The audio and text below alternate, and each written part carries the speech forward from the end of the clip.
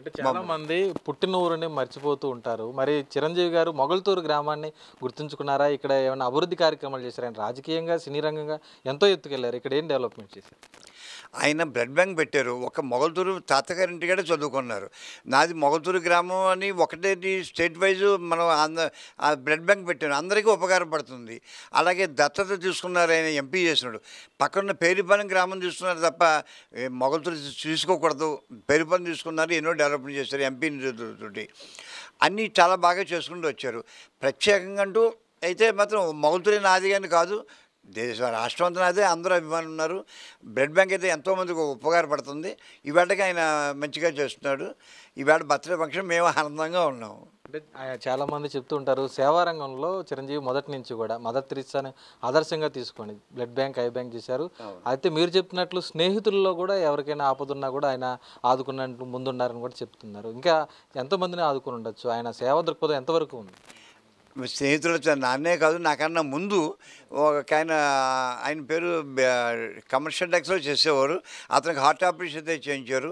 ఇక్కడ మొగల్తూరులో ఇద్దరు ముగ్గురు ఎస్సీ క్యాండిడేట్స్ లేబర్ ఉంటే వాళ్ళకు కూడా ఆపరేషన్ చేయించాడు. తర్వాత ఒక అతను చిరంజీవి గారితో ఒకసారి మాట్లాడి సరిపోతుంది అన్నాడు.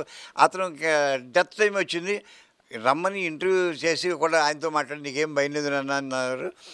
నాకు తెలిసిన మటుకి చాలామందికి సేవా కార్యక్రమాలు చేశారు. ఆయన ప్రచారం చేసుకోరు, అంతే తేడా. దానివల్ల ఊళ్ళో అనేక రకాలుగా అనుకోవచ్చును.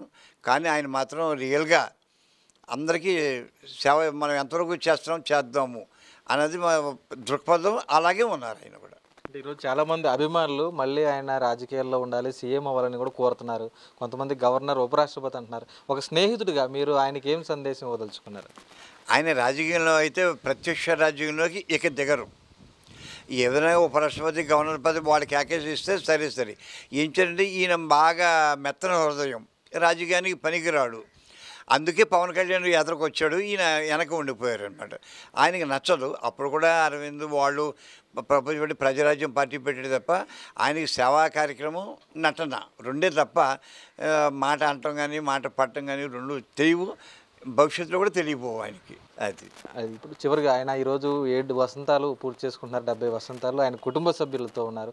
అభిమానులతో ఏ విధంగా ఉండేవారు? మీరు చిన్నప్పుడు ఏదైతే పాఠశాలలో, కళాశాలలో ఉన్నప్పుడు ఇక్కడ ఏ విధంగా ఉండేవారు? చిన్నప్పుడు మేము మాతో కలిసిమెలిసి తిరిగేవాళ్ళం. పాఠశాల నుండి తర్వాత టైప్ ఇన్స్టిట్యూట్ అండి, కాలేజీ ఫ్రెండ్స్ కూడా చాలామంది ఉన్నారు. అందరితోటి సన్నిహితంగా ఉన్నాడు. కుటుంబ సభ్యులతో కూడా ఇవాటికి సన్నిహితంగా ఉన్నాడు. అందరితోటి సన్నిహితంగానే ఉంటాడు తప్ప యుగం అనేది ఆయనకి ఎప్పుడూ కూడా కనబరచలేదు. ఆయన అంటే స్వయం కృషితో పైకి వచ్చారు ఆయన. దాదాపు 157 సినిమాలు తీశారు. ఇంకా సినిమాలు కొనసాగాలనుకుంటున్నారు స్నేహితులుగా? ఒక వయసు 70 ఏళ్ళు పడిందంటే మిగిలిన వాళ్ళని చూస్తే వృద్ధాప్యం వచ్చేసింది అనుకుంటారు. ఆయన చూస్తే ఇంకా యంగ్గా ఉన్నారనుకుంటారు. ఇంకా నటించాలని ఆయనకి కోరుకుంది. మాకు కూడా ఆయన నటిస్తేనే బాగుంటుందని ఉంది. ఆయన ఇంకా నటిస్తారు. ఇంకా 4-5 ఏళ్ళు నటించగలుగుతాడు. అంతవరకు నేను మీకు హామీ ఇస్తున్నాను.